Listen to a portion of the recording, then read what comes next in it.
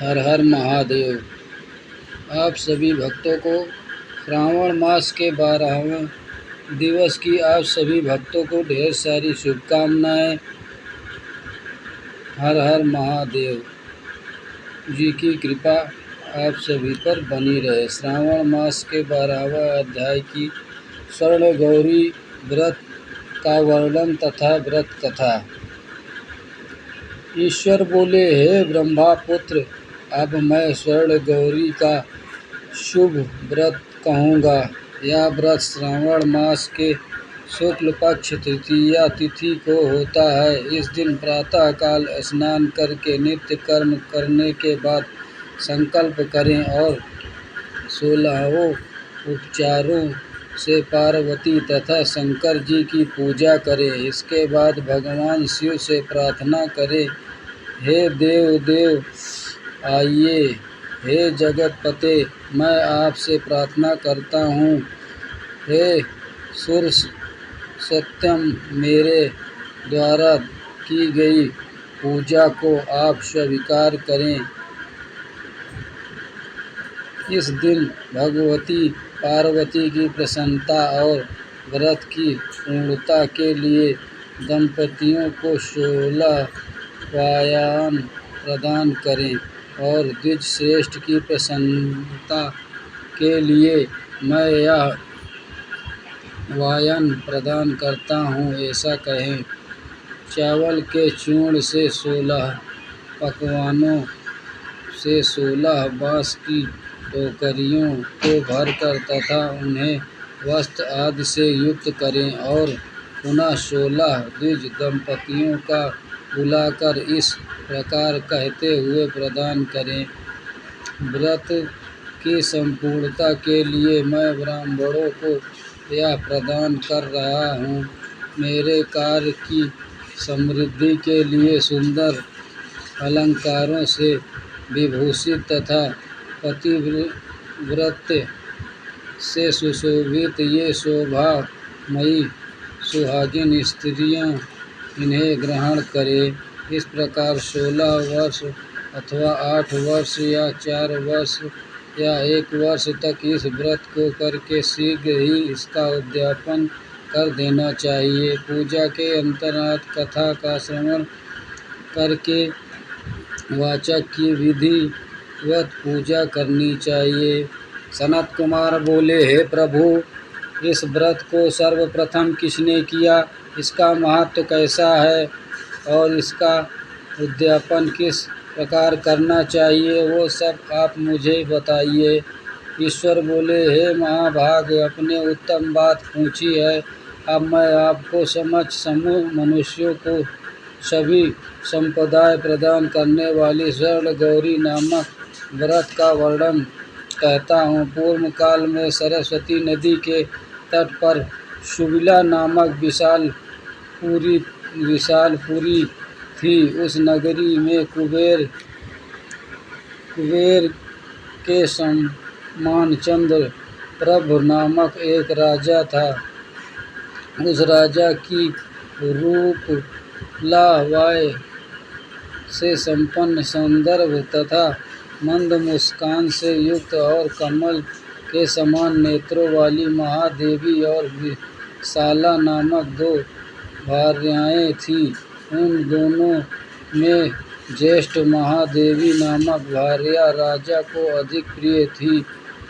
अखेट करने में आसक्त मन वाले वे राजा किसी समय वन में गए और सिंहों एवं शार्दूलों, सुअरों, वन्य भैंसों तथा हाथियों को मारकर प्यास से आकुल होकर उस घोर वन में इधर उधर भ्रमण करते रहे। राजा ने उस वन में चकवा चकवी तथा बतखों से युक्त भ्रमरों तथा पिंकों से समावित और विकसित मल्लिका, चमेली, कुमुद तथा कमल से सुशोभित अप्सराओं को एक सुंदर सरोवर देखा। उस सरोवर के तट पर आकर उसका जल पीकर राजा ने भक्ति पूर्वक गौरी का पूजन करती हुई अप्सराओं को देखा। तब कमल के समान नेत्रों वाले राजा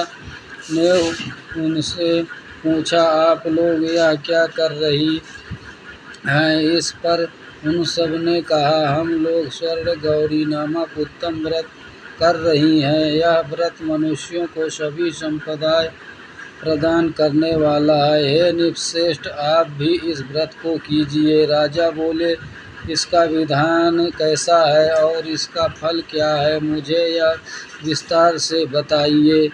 वे सारी स्त्रियां बताने लगी, हे राजन, यह स्वर्ण गौरी नामक व्रत श्रावण मास की शुक्ल पक्ष की तृतीया को किया जाता है। इस व्रत से भक्ति पूर्वक अत्यंत प्रसन्नता के साथ पार्वती तथा शिव की पूजा करनी चाहिए। पुरुष को 16 तारों वाला एक डोरा दाहिने हाथ में बांधना चाहिए। स्त्री के लिए बाएं हाथ में या गले में इसे डोर को बांधना चाहिए। यह सब सुनने के बाद संयत चित्त वाले राजा ने भी उस व्रत को संपन्न करके 16 धागों से युक्त डोरे को अपने दाहिने हाथ में बांध लिया। उन्होंने कहा, हे देवेशी, मैं इस डोरे को बांधता हूँ, आप मेरे ऊपर प्रसन्न हो और मेरा कल्याण करें। इस प्रकार देवी का व्रत करके वे अपने घर आ गए। राजा के हाथ में डोरा देखकर ज्येष्ठ रानी महादेवी ने पूछा और सारी बात सुनकर वो राजा के ऊपर अत्यंत कुपित हो उठी। राजा ने कहा, ऐसा मत करो। लेकिन रानी ने उस डोरे को तोड़कर बाहर एक सूखे पेड़ के ऊपर फेंक दिया। उस डोरे के स्पर्श मात्र से वह वृक्ष पल्लवों से युक्त हो गया। उसके बाद उसे देखकर दूसरी रानी भी आश्चर्यचकित हो उठी और उस वृक्ष पर स्थित टूटे हुए डोरे को अपने बाएं हाथ में बांध लिया। उसी समय उसके व्रत के महात्म्य से वह रानी राजा के लिए अत्यंत प्रिय हो गई। वह ज्येष्ठ रानी व्रत के अपचार के कारण राजा से त्यक्त होकर दुखित हो वन में चली गई। अपने मन में वो भगवती देवी का ध्यान करते हुए मुनियों के पवित्र आश्रम में निवास करने लगी। कहीं कहीं श्रेष्ठ मुनियों के द्वारा यह कहकर आश्रम में रहने से रोक दी जाती थी कि पापिन है, अपनी इच्छा के अनुसार यहाँ से चली जाओ। इस प्रकार घोर वन में इधर उधर भ्रमण करती हुई वह अत्यंत खिन्न होकर एक स्थान पर बैठ गई। तब उसके ऊपर कृपा करके देवी उसके समक्ष प्रकट हो गई। उन्हें देखकर वह रानी भूमि पर दंडवत प्रणाम करके उनकी स्तुति करने लगी। हे देवी, आपकी जय हो, आपको नमस्कार है। हे भक्तों को वर देने वाली, आपकी जय हो। शंकर के वाम भाग में विराजने वाली, आपकी जय हो। हे मंगले, आपकी जय हो। तब देवी की भक्ति के द्वारा वरदान प्राप्त करके और उन गौरी की अर्चना करके उसने जो व्रत किया उसके प्रभाव से रानी के पति उसे घर ले आए। उसके बाद देवी की कृपा से उसकी सभी मनोकामना पूर्ण हो गई। राजा सभी समृद्धियों से संपन्न होकर उन दोनों के साथ पूर्ण रूप से राज्य करने लगे। अंत में राजा ने उन दोनों रानियों सहित शिवपद को प्राप्त किया।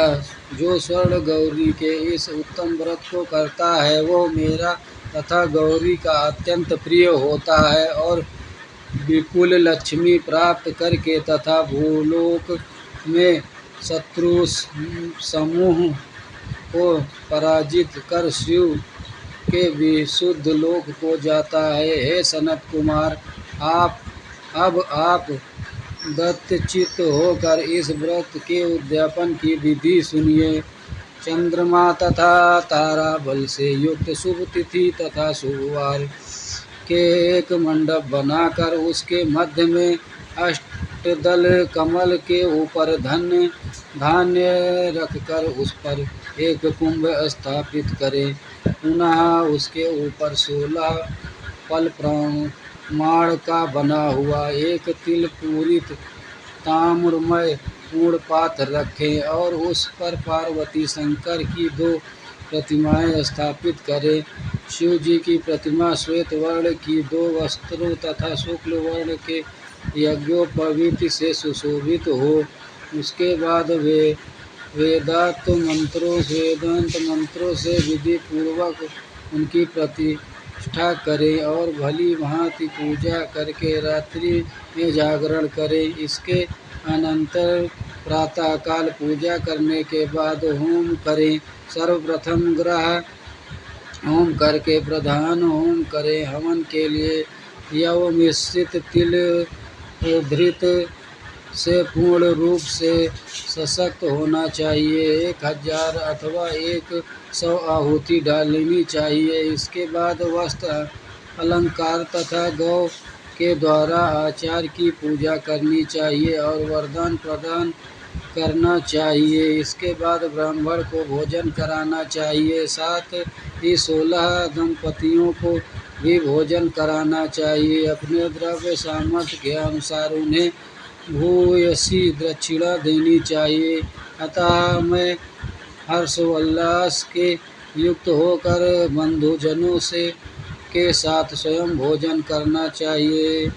इस प्रकार श्री कंद पुराण के अत्यंत ही सनत कुमार संवाद में श्रवण मास महात्म्य तृतीय के स्वर्ण गौरी व्रत के कथा नामक 12वां अध्याय पूर्ण हुआ। बोलो हर हर महादेव। जय शिव शंभू।